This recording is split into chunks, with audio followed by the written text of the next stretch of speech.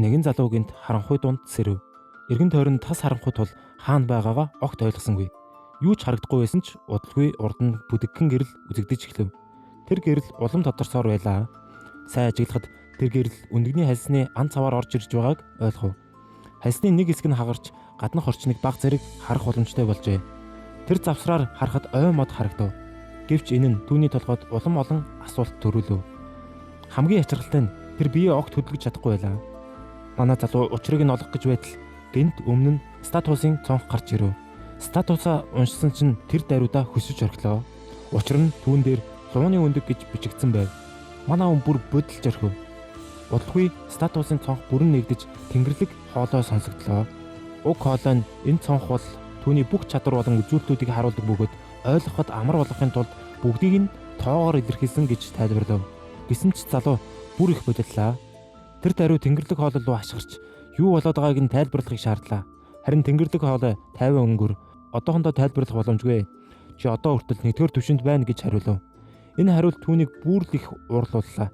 Уурсандаа бие баг зэрэг хөдлөхөд түүний байсан өндөг модноос унаж орхивоо. Өндөг газар хүчтэй мөргөөд уулын ингэрээр өнхөрч эхлэв. Тэр зогсоох ямар ч аргагүй байлаа. Удаан өнхөрсний эцэст нэгэн голын ирэг дээр ирж зогсов. Тэнд байхдаа усан дээрх тусгалаа олж харваа. Залуу гайхан өөрийгөө ажиглахад үнэхээр л лууны өндөг болчихсон байлаа. Өөрийнхөө дүр төрхийг хараад тэр бүр алмаарч орхив. Тэгэхээр та бүхэндээ маш сонирхолтой мэдээлэл туулгаж байна. Манай channel одооноос хөөрхөн тийм манхуаны сайттай хамтарч ажиллаж байна. Энэ сайтад сонирхолтой манхуануудаар дүүрэн байд юм билээ. Тэгэхээр нэг сарын ирэх нь ердөө 5,000. Бараг дээрэн байгаа сте. Би л ихэд хувьдаа нэг чаптер орчуулах гэж бүтэн шүнжэнгөө суусан заяа. Энэ бол үнэхээр л их ажил байд юм билээ. Тэгэхээр хамгийн гол нь та бүхэн надаас дараагийн парт байна уу гэж асуухын оронд сайт руу ороод өгжлүүлээд уншиж болно гэхээр маш том боломж шиг санагдаж байна. Комент хэсэгт би линк оруулсан байгаа. Тэр линкээр орж эрхээ аваад манхуагаа уншаарай. Бас дээрээс нь нэмж хэлэхэд энэ сайтад нууц хэсэг байд юм билээ. Бас энэ маш нууц хэсэг маань тусгай төлбөртэй. Хэдгээж бас л 5,000. Хүн болгонд өөр ингэсэн сонирхдаг зүйл байдаг гэдэгтэй. Та бүхэн ч гэсэн өөрсдийнхөө сонирхлыг олно гэж найдаж байна. Ингээд бичлэглүүгээ оръё. Манай өнийг юу ч ойлгохгүй байгааг харсан тэнгэрлэг хоолой эцэст нь нөхцөл байдлыг тайлбарлахаар шийджээ. Тэр лууны өндөг болон дахин төрсөн байв. Энэ ертөнцид лууны өндөг нь F зэрэглийн мангас тооцогддог аж. Мөн өнөгний хальс бүрэн хагарвал тэр шууд өхнө. Тиймээс саяхан нүдний нүх гаргахын тулд хальсаа цоосон маш аюултай үйлдэл байжээ. Тэнгэрлэг хоолой өргөжлүүлэн тайлбарлав. Хэдийгээр лууны өндөгнүүд хүнсний сүлжээний хамгийн доод хэсэгт байдаг ч гэсэн хангалттай удаан амьд үлдэж чадвал аимшигт хүчрхэг луу болж өсөх боломжтой. Гэвч амьд үлдэх нь өөрөө маш том асуудал. Учир нь лууны өндөг нь олон мангасын хамгийн дуртай хоолны нэг ажээ. Түүнээс гадна өндөг болохоор хөл гэж байхгүй. Тиймээс хөдөлж чадах цорын ганц арга нь өнхрөх байлаа. Бүх тайлбарыг сонсон ч тэр одоо л юу болоод байгааг бүрэн ойлгож чадахгүй байв. Гэхдээ нэг ойлгомж үзүүлээ. Нэг газар удаан байх нь аюултай. Тиймээс тэр аль болох хурдан холтохоор шийдэж бүх хүчээрээ өнхөрч эхлэв. Харамсалтай нь энэ шийдвэр нь бас л асуудал дагуулв. Тэр жижигхэн хаднаас унаж орхив. Яагаад ч юм төрснөөс хойш хитрхи их унаж байлаа. Гэвч энэ удаад систем түүнд нэгэн мэдэгдэл өглөө. Түүний уналтын эсэргүүцэл гэд энэ скил нь 1-р түвшинээс 2-р түвшин болж өссөн байв. Гэсэн ч уналт нь HP-г нь багасгасаар байсан тул цаашид илүү болгоомжтой байх хэрэгтэйг ойлгов. Шархтаж ядарсан тул тэр төр унтаж амрахаар шийдлээ. Хэсэг хугацааны дараа сэрэхэд таамагласанчлан HP нь бүрэн сэргсэн байв. Ингэснээр тэр нэг чухал зүйлийг ойлголоо. Унтах нь түүний HP-г бүрэн дүүргдэг аж. Энэ нь ядчил энэ хачин бөгөөд аюултай ертөнцид түүнд багахан тайвшрал өгч байв. Тэр дахин аяллаа үргэлжлүүлв. Өнхөрсөөр явхдаа нэг л өдөр өндөгнөөсөө гарвал юу болох бол гэж бодож байлаа. Магадгүй авраг том луу болж амьд үлдэхийн тулд өдөр бүр үхлийн тулаан хийх хэрэгтэй болох бах. Ингэж бодол тавтан өнхөрч явтал нэг зүйл анхаарлын татав. Холгүйхэн авраг том шавж харагджээ. Аюул мэдэрсэн тэр даруй модны ард нуугдан үнэхний чадвар ашиглав. Гарч ирсэн мэдээллийг хараад цочив. Тэр мангасын хочин өндөг идэгч байлаа. Нэр нь хүртэл аюултай сонсогдож байв. Харамсалтай нь шавжч бас түүнийг олж харсан байлаа. Дараагийн мөчөд мангас түүн лүү дайрч эхлэв. Тэр бүх хүчээрээ өнхрөн зогтов. Гэвч ингэж удаан зогтож чадахгүйгаа ойлгож байлаа. Хэрв ингэсээр байвал эцэст нь баригдана. Тиймээс ямар нэгэн арга бодож олох хэрэгтэй байв.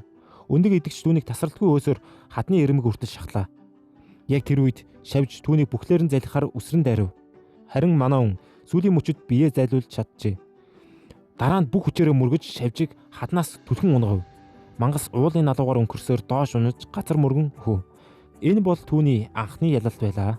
Тэр даруй систем мэдгэлэл өгч 12 скил нь левлэгсэн бөгөөд 5 дугаар түвшинд хүрсэн гэж зарлав. Үүнтэй зэрэгцэн бүх үзүүлэлт нь дээд хэмжээнд хүрчээ. Түүнээс гадна түүний хувьслын нөхцөл хангагдсан тул 2 сонголт гарч ирэв. Нэг нь бяцхан луу, нөгөө нь нялах луу. Ялгаа нь юу болохыг тэр огт мэдэхгүй байлаа. Систем өөрөө тайлбарж эхлэв. Бяцхан луу нь одоо төрлийн луу бөгөөд бусад луунаас жижигч, бүрэн өсөختөө, баавганаас ч том болдог аж.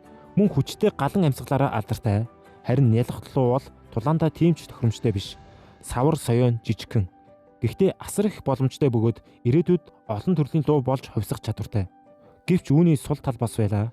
Нялах луу нь мангасууд төдийгүй адал явдалчдын хувьд ч гэсэн маш үнцэнтэй хоолнд тооцогддог тул хаанч гарсан ангийн бай болдог. Тэр хэсэг бодлоо.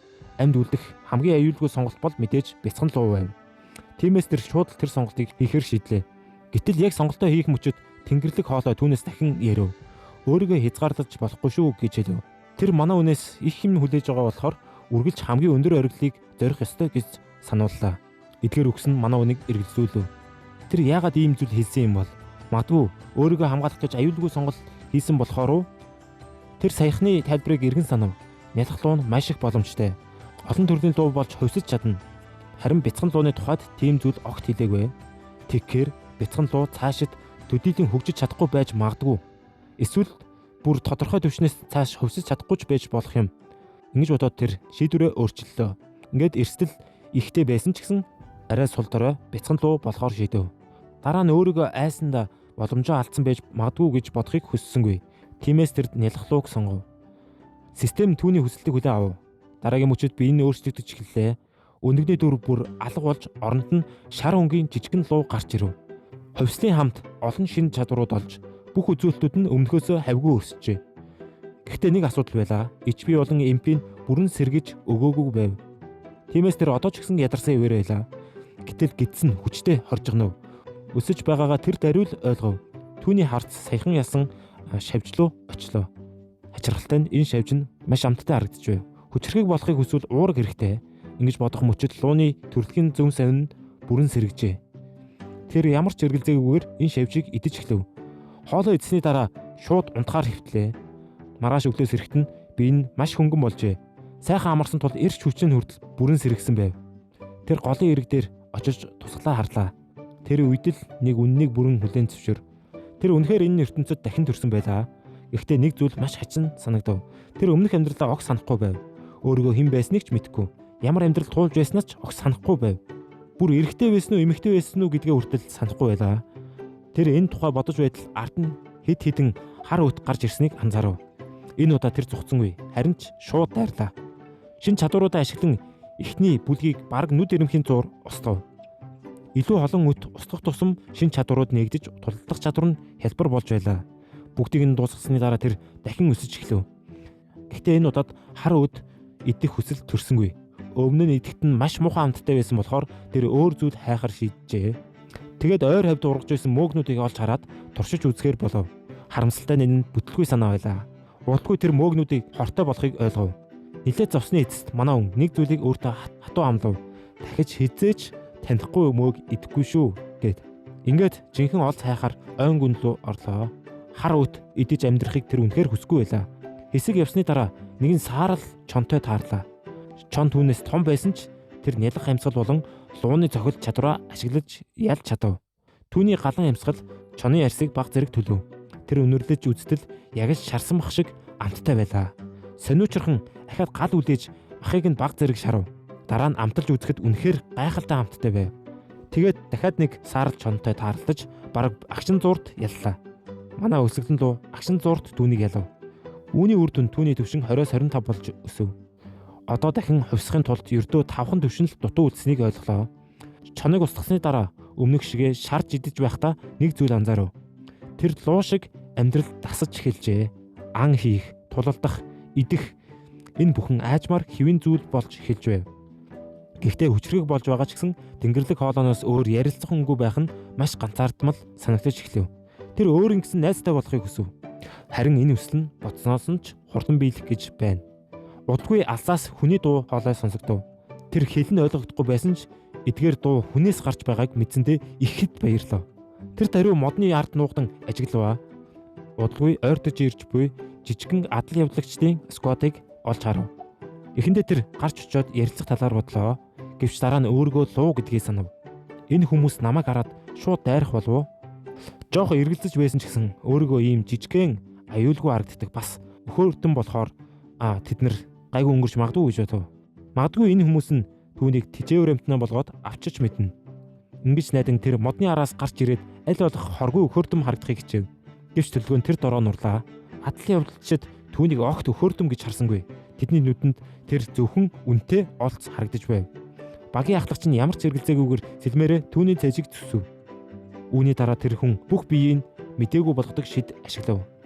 Түүний бие тэр дороо өгшөж хөдөлж чадхаа болов. Бяцхан луу цутхыг орлсон ч бие нь ерөөсөө өдөртөгдөхгүй байлаа. Газар хэвтэх зуур адал явдалчид ч гэсэн айжмаар ойртож байгааг харлаа. Энэ хүмүүс манай үнийг алхахад бэлдэж байв. Тэр мөчөд луу нэг зүйлийг ойлгов. Луу хүнтэй найзалж чадна гэж бодсон нь ямар тэнэг хэрэг байжээ гэдгийг ойлгов. Амьд үлдэхийн тулд ингэж их хичээж, хувьсаж хүчрэг болсон бүхэн нь утгагүй үхлээр төгсөх гэж байлаа. Яг ахлагч эцсийн цохилдоо өгөхөөр зэвсгээ өргөх мөчөд нэгэн эмэгтэй адлын явдал хайгч гэнт түүнийг зогсов. Тэр ийм жижигхэн өхөөртөм лууг алах шаардлагагүй гэж хэллээ. Гэтэл манай луу гайхан яагаад амьд үлдснээ ойлгохгүй байв. Удалгүй бүх биеэр нь дулаан мэдрэмж тархаж эхлэв. Дээш харуул нөгөө эмэгтэй чинь түүнд эмчилгээний шид хэрэглэж байв. Тэр шууд үнгэний чадвараа ашиглав. Түүний нэрийг Мария гэдэг байв. Эмпийн бараг дууссан байсан ч Мария түүнийг эдгээсээр байлаа. Мария түүнтэй үргэлжлүүлэн ярьж байсан бөгөөд хэсэг хугацааны дараа систем тэдэнд мэдээлэл өглөө. Манай хүн грек хэлний чадвар эзэмшжээ. Хэрв энэ чадварын түвшин өсвөл хүний элийг ч гэсэн ойлгодог болох аж. Гэвч энд амар тайван мөчн удаан үргэлжилсэнгүй. Гэнэт уртаас аимшигтай хашгирaan сонсогдов. Мария тэр даруй энэ дуу хоолойнд нөхдийнх нь хоолой болохыг танив. Тэр юу ч бодолгүй туслахаар гүүхийг завдлаа. Гэвч манай луу Мариягийн гараас барьж зогсов. Урд нь байгаа тэр мангас нь ганцаараа дийлэхэргүй аюултай гэдгийг ойлгож байв. Гэсэн ч Мария гараа татаж аваад гүйчв. Тэр хэсэг эргэлцэн ч амийг нь аварсан үнийг өхүүлэхийг хүссэнгүй. Тиймээс зориг гарган араас нь даглаа. Тулаан болж буй газар хүрэхэд түүний айдас улам нэмэгдэв. Тэдний эсрэг тулдаж байсан мангас бол чулуун луу байв. Сий зэрэглэлийн мангас. Бүр дээр нь 197 HP-тэй. Ялахын тулд түүнд асар их хэмжээний даймаж өгөх шаардлагатай гэсэн үг. Мария аль хэдийнэ шархацсан байв. Тэгээд түүнийг дуудтал чулуун дуу анхаарлаа манай хүн рүү шилжүүллээ. Асар том мангас өөрөөр нь ширтэг мөчөд тэр хөдөлж чадсангүй. Энэ үнэхээр төсгөл мөн гэж юу? Айсантаа бяцхан луу шууд бутан дотор орж нугдав. Бие хураан чичирч суухдаа ийм нөхцөл байдал яаж амьд гарахаа бодож эхлэв. Гэвч бутны завсраар болгоомжтой шагаахад Мария газар хөвтөж байгааг харлаа. Түүний ижб нь ердөөл 6хан болсон бэ. Айдас нь тэр дороос сандрал болж хувирлаа. Мария чи яг үхлийн ирмэг дээр байгаа юм биш шүү дээ. Яг тэр мөчөд тэнгэрлэг хоолой түүнтэй ирэв. Эндээс шууд зайлаа. Тэр мангастай нүүр тулбал ямар ч ялах боломж байхгүй шүү гэж түүнд анхааруулав. Манай дуу дотроо яагаад ч дийлэхгүй гэдгээ бас мэдчил байлаа. Яагаад гэвэл бяцхан луу хэтэрхий сул дорой. Бас туршлага байхгүй, бэлтгэл байхгүй. Ийм том лууны эсрэг зогсоход үнэхээр боломжгүй байв. Хамгийн зөв сонголт бол тэднийг мартаж эргэж харалгүй зогтох байв. Гэвч тэр Марияг орхиж явж чадсангүй. Ингээд эргэлзэх завдалгүйгээр хөдлөв. Тэр чулуун лууны дайрлаас арай хийм бултаж шууд нүүрлүүн зөхөв. Дараа нь эргэн тойрноо харахад өмнө нь таарсан хоёр ядлал явдал хайгчид харагдав. Нэг нь аль хэдийн өгсөн байлаа. Нөгөө нь ердөөл 5хан HP-тэй арай хийн амьд байв. Үүнийг хараад тэр төвлөгөө боловсруулав. Чулуун лууны анхаарлыг өөр лүгөө татна. Тэгээд холдуулна. Тэгээд дараа нь эргэж ирээд амьд үлдсэн хүмүүсийг яаж хийж яагаад аварна. Ингээд ийм төлөвлөгөөтэйгээр тэр бүх хүчээрээ цухтаж эхлэв. Гэвч холдож амжаагүй байтал чулуун луу газар хүчтэй цогтлоо. Асар хүчтэй дөргилд үүсч тэр тэнцвэрээ алдан газар савж унав. Босож амжаагүй байхад чулуун луу аль хэдийнэ ойрчихсан байлаа. Мангас үсрэн дайрах мөчөд тэр галд бүрхэгдсэн нудрагаараа бүх хүчээрээ савж шууд нүүрлүүнд буулгав. Цохилт үнэхээр хүчтэй болсон гэж тэр бодов. Ядчил HP-гийнх нь хагасыг нь авч чадсан байх ёстой доо. Гэтэл үүний дараа түүний царай цонхив. Чулуун луу өөрийгөө эдгэж хэлсэн байлаа. HP-ийн нүдэн дээр нь бүрэн сэргэж байв. Ийм байдалтай байсан ч манай хүн тайвширхыг оролдов. Өөргөө эдгэж байгаа энэ мөч бол зүхтах хамгийн сайхан боломжоо. Тэр Марияг шүүрэн авч зүхтахаар бэлдэв. Гэхдээ яг энэ үед нөгөө үхлийн ирмэг дээр байгаа бас нэг хүн нь санаанд нь орлоо. Тэр хоёулыг нь аварч чадахгүй гэдгийг ойлгож байв. Хэцүү шийдвэр гаргах хэрэгтэй болов. Эцэст нь тэр Марияг сонгосон. Өөр арга байсангүй. Тэр Марияг тэрвэн ойр руу бүх хүчээрээ гүйжиглэв. Гэвч хэсэг явцны дараа гинт зогсов. Саарл чоны үнэр үнэртэж байлаа. Түүний үнэрлэх чадвар хизээч алддаггүй. Төд удалгүй бүхэл бүтэн саарл чоны зүрэг гарч ирэн тэднийг мөрдөж эхлэв. Мария нуруунд дээр нь хөвцөн хэвээрээ байлаа. Тэр бүх хүчээрээ гүйсэн ч удалгүй чоннууд хүрээлж орхив. Зогтох зам үлдсэнгүй. Хэдэн минутын дараа Мария төрс ирэв. Нүдэнийхэд тэр ганцаараа ийм олон саарл чонтод тулдаж байгаа бяцхан лууг харав. Тэр зөвхөн гар шүдээ ашиглан чоннуудын эсрэг нэг нэгээр нь устгаж байв. Мария түүний энэ баатарлаг дүр зургийг хараад дахин ухаалджээ. Бүх чоннуудыг устгасны дараа тэр Марияг дахин үүрээд ой дундуур явсаар эцэст нь алсад байгаа жижигхэн тосгон олж харлаа. Тэр чангаар орилж хүмүүсээс тусламж хүсв. Гэвч яг л таамагласанчлан хүмүүс түүнийг зүгээр л мангас гэж харлаа. Нэг нь жадаар шууд хатгаж бусд нь зэвсгээ чиглүүлв. Тэр өөрийгөө тайлбарлахыг оролдоно. Би энэ охиныг аварч байгаа юм аа.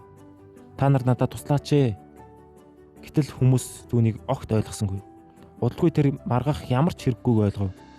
Тиймээс Марияг тэдний өмнө болгоомжтой тавиад хүмүүс туслах нь үгүй юу хараад шууд зүхтчлаа. Түүнийг явсны дараа тосхны хүмүүс Марияг нь шархыг эмчилж эхэлнэ. Үүнийг харсан манай бяцхан луу дотроо тайвширчээ. Ядаж Мария аюулгүй болсон. Тэр ойроо буцаж алхахдаа нэг зүйл ойлгов. Хүн ба луу хизээч үнэхээр найзууд болж чадахгүй юм байна. Ингээд тэр ганцаархнаа ойг үндэх гэрлүүгээ буцлаа. Маргааш нь Мария орон дээрээс ирэх бөгөөд урд нь Мариэл гих охин сууж байна. Мариэл тэгээд Марияг маш хүнд шархсан байсан учраас өөрийн гэртээ авчирч эмчилсэн гэж тайлбарлав. Тэр бас Марияг 2 бүтэн өдөр ухаангүй байсан гэдгийг хэлнэ. Мария тэгээд хэвтэж байхдаа өөрийг нь яг хэн ойгоос аварч тоснолоо авчирсныг бодсоор л байлаа. Эхэндээ тэр найзууд болох Грант зулан даа гэж бодно. Тиймээс Мариэлээс тэд хаана байгааг асуулаа. Гэтэл Мариэл Грант үхсэн, цогцыг нь ойгоос олсон гэж хэлв. Харин даагийн биеийг огт олоогүй бөгөөд бүх түүнийг Рок Драгонд идүүлсэн гэж бодож байлаа. Мариэл тэднийг Рок Драгонтэй тулдаг үнэхээр тэнгүүд байна гэж хүртэл хэлнэ. Үүнийг сонссон Мариэл маш их цочирдож бүх бурууг өөр дээрээ тохож эхлэв. Гэвч Мариэл түүнийг өөрийгөө ингэж зоох хэрэггүй. Амьд үлдсэн чи байсан дээр тэд угаасаа хүний үг сонсдгүй тэнгүүд байсан. Байнга л ойлоо орж ямар нэг мангастай луутай тулдна гэдэг байсан. Үүнийг сонсоод Мария дааг эргэн санав. Даа тосгоны ойролцоо гарч ирдэг мангасуудтай хамгийн түрүүнд тэмцдэг хүн байжээ. Тиймээс тосгоны хүүхдүүд хүртэл үнийг биширдэг байж. Гэвч нэг удаа даа Рок Драгонтой таарад тулдахын оронд зүхтаж ирсээж. Түүнээс нь болоод тосгоны хүмүүс түүнийг аймхаа гэж шоолсоор байсан байна. Даа энэ үгийг маш хүн дээр хүлээж авчээ. Тэгээд дараагийн удаа Рок Драгон тааруул заавал ална гэж өөртөө тангарсан юм. 2 хоногийн өмнө даа өөрийгөө хамгийн хүчтэй адал явдалчин гэдгээ батлах гэж улаарсан байв. Тэр бүр Мариэлийг ойлоо орохыг зөвшөөрсөн гэж худлаа хэлээд Рок Драгоныг агнахаар ивчээ. Мария түүнийг бодиулах гэж маш их оролцсон ч даа бартам зангаа дарж чадсангүй. Эцэст нь Мариаг хүртэл дагуулж явсан байна.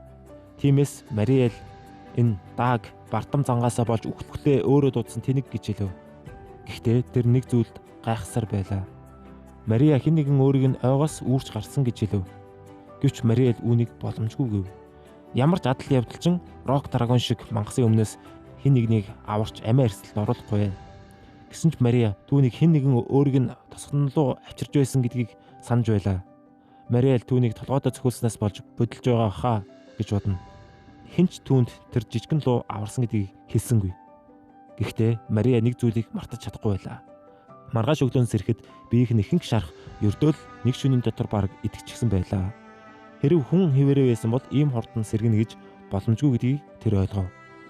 Тэгээ тэнгэр өөд харан Мария одоо яаж байгаа бол гэж бодно. Гэтэл Рок Драгонтэй хийсэн тулаан санаанд нь орж ирэв. Тэр мангасын өмнө өөрийгөө ямар сул дорой байснаа огт мартсангүй. Тиймээс тэр дорой нэг шийдвэр гарганаа. Ямар ч үнээр хамаагүй маш хүчтэй болно гэж өөртөө тангараг тавив. Ингээд тэр шууд бэлтгэлээ эхлүүлв. Dark Worm-уудыг агнж XP цуглуулan дараагийн хувьсгалаа хүрхээр шийдлээ. Улгүй систем түүнийг 25 дугаар түвшинд хүрсэн гэдгийг зарлав. Одоо тэр дахин хувьсах боломжтой болсон байна. Өмнөх шигээ ердөө 2 биш энэ удаад 5 өөр хувьслын зам гарч ирнэ. Тэр аль замыг сонгохоо мэдгүй бодолж эхэлнэ. Тиймээс бурханлаг хоолой тайлбарлаж эхлэв. Эхнийх нь Mini Dragon. Одоогийн Baby Dragon-тэй төстэй жижиг биетэй ч өсөлт удаан. Цааш хувьсах сонголт маш бага. Үүнийг сонсоод тэр шууд сонирхлоо алдав. Өсөх сонголт нь хязгаарлагдмал юм бол хэрэггүй. Тэгээд дараагийн сонголтуудыг сонсож эхлэв. Бүх хувьслуудаас хамгийн их анхаарал татсан нь залуу Plague Dragon байлаа. Энэ бол хаа явсан газараа гайх юм шиг тараадаг чөтгөрийн лууны эхний шат гин. Давуу тал нь өндөр оюун ухаан болон хүнлүү хувирах чадвартай. Өөрөөр хэлбэл хүн болж тосгонд чөлөөтэй орж гарч чадна гэсэн үг.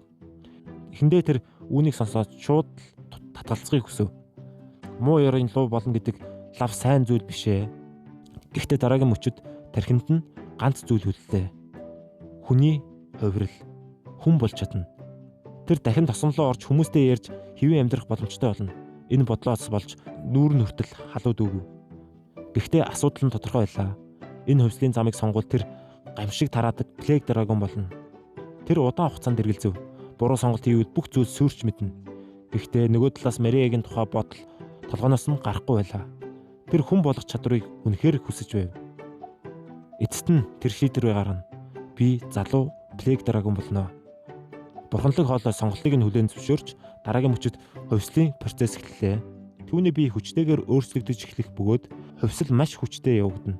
Хэсэг хугацааны дараа бүх зүйл дуусахад тэр усанд өөрийнхөө тусгалыг харлаа. Тэгээд шууд л цочирдов. Тэр өмнөхөөс хавьгүй муухай болсон байв. Бурханлаг хоолой шин чадруудыг нэг нэгээр нь зарлж эхэллээ. Эхэндээ тэр маш их тогтлоо. Тэр чадрууд нь үнэхээр хүчтэй сонсогдож байв. Гэвч удалгүй царайнд барааж эхлэв. Учир нь чадруудынх нь ихэнх нь хортой, аимшигтай, сүрэл тараадаг төрлийн зүйлс байлаа. Нэгийг сонсох бүртээ тэр улам эвгүй болж эхлэв. Би яг ямар мангас удаад байгаа юм бэ? Тэр одоо энэ сонголтондоо үнэхээр харамсаж байлаа. Өмнөх шигээ жижигхэн өхөөртөм луу хിവэрэ байсан болд гэж хүрт бодноо. Үүний зэрэгцээ Мария тосхныг хамгаалах чулуунуудыг дахин иж дээр хамгаалж байв. Мария өөрийг нь аварсан мангас үнэхээр луу байсан уу? Эсвэл хийм харсан уу гэдэгтээ эргэлзсээр байлаа. Харин Мария л энэ асуудлыг нь маш нухадтай хүлээж авчээ. Хэрв хамгаалалтын чулуу эвдэрснээс болж мангас тосон руу орж ирсэн бол хамгаалалтанд маш том асуудал гарсан гэсэн үг байв.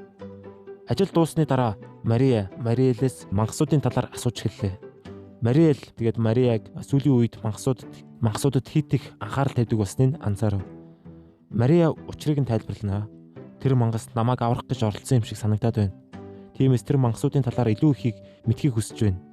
Мариэл хэсэг бодсны эцэст тайлбарлаж эхэлнэ. Мангасууд хувьсгал бүртээ улам хүчтэй болдог. Тэд ихэвчлэн бусад амьтныг агнж левел ахиулдаг гэж. Хүмүүс ч гэсэн левел болон XP системтэй боловч мангасууд арай өөрөөр хөгждөг байв. Тэд левел нь бүр ингээд макстай хүртэл тулцсан байхад хүртэл зогсдгүй. Үүний оронд тэд илүү өндөр зэрэглэлийн мангас болж хувьсдаг. Дараа нь дахин мангас агнж левелээ ахиулж тэгээд хувьсдаг. Хувьсах бүртээ улам хүчтэй, улам аюултай болсоор байдаг. Үүнийг сонсон Мария үнэхээр гайхлаа. Хүмүүс мангасуудын талаар ийм их зүйл яаж мэддэг юм бэ? Гэтэл Мариэл нэг нууцыг хэлв. Зарим онцгой хүмүүс бурханлаг хоолой сонсдог гэж. Тэр хоолой мангасуудын левел, чадвар, бүр гарал үүслийн талаар хүртэл мэдээлэл өгдөг байна. Тийм хүмүүсийг баатар эсвэл гигантин гэж нэрлэдэг байжээ. Тэдний ачаар хүмүүс мангасуудын талаар ийм их мэдээлэлтэй болсон ээж. Дараа нь Мариэл илүү нухацтай өнгөөр үргэлжлүүлв. Бүх мангас хүчтэй болохын төлөө амьдардаг. Энэ бол тэдний мөн чанар. Чамайг нэг удаа мангас аварсан байсан ч гэсэн дараагийн удаа уулзахад аль хэдийн илүү аюултай зүйл болсон байх болно. Тэр үед чамайг аврах биш, шууд алж идэх магадлал илүү өндөр. Эцэст нь Мариэл Мариад нэг зүйлийг хатуу анхааруулв. Мангасууд цэвэр тийм тулааны зүн совингоор хөдөлдөг. Тэд хүчтэй болохын тулд тулдаг.